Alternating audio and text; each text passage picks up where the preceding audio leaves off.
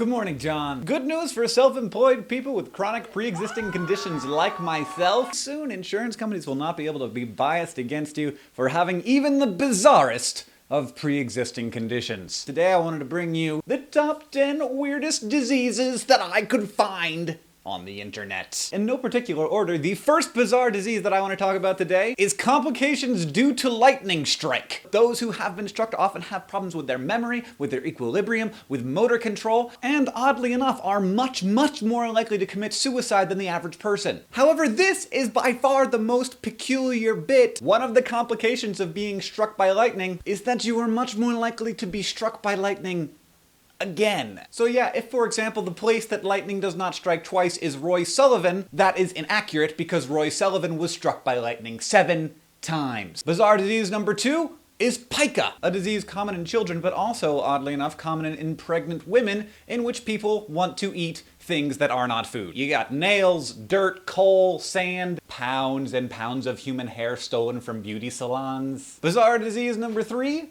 tendonitis. Tendonitis is exactly what it sounds like. It's any repetitive stress injury caused by video gaming. Relatedly, jogger's nipple is a common disease in joggers in which their tight shirts rub against their nipples and then they create nipple fissures. Ah! Jogger's nipple. Just one more reason why I love to sit. Bizarre disease number 4, odd skin coloration. Some people are black, some people are white, some people are all the way in between, but some people are blue or red. For example, if there's a lot of silver in your diet, say that you live in a place where there's tons of silver in the water, or you have silver-related pica, your skin will turn blue. Disease number 5, toxoplasma, is a parasite that lives in cat poop. The really strange thing is here that women with toxoplasmosis are statistically happier than women who do not have it, while men have more negative side effects to toxoplasmosis. And thus, it has been posited that toxoplasmosis is the reason why there are so many crazy old cat ladies and not so many crazy old cat men. Next bizarre disease, insensitivity to pain, might sound like a pretty good thing. You're certainly not gonna lose any fistfights. But people who suffer from congenital analgesia generally have very short lifespans because they don't know when they're being injured or when they're uncomfortable. Children with this disease sometimes bite through their lips or tongue and often cause severe damage to their eyes without even knowing it. Nutmeg psychosis is psychosis caused by nutmeg. Nutmeg, taken in significant enough quantities, can cause paranoia, hallucinations, feelings of impending doom. Now, we've all got body odor, there's no need to deny it and tell me that your armpits smell like flowers, but you probably don't have body odor like the people who suffer from triethylaminuria. Some people don't have the enzyme needed to break down triethylamine, and so triethylamine builds up in their bodies and you can smell it in their breath and their sweat and their pee. Unfortunately for them, triethylamine smells kind of like rotting fish, so that's what they smell like,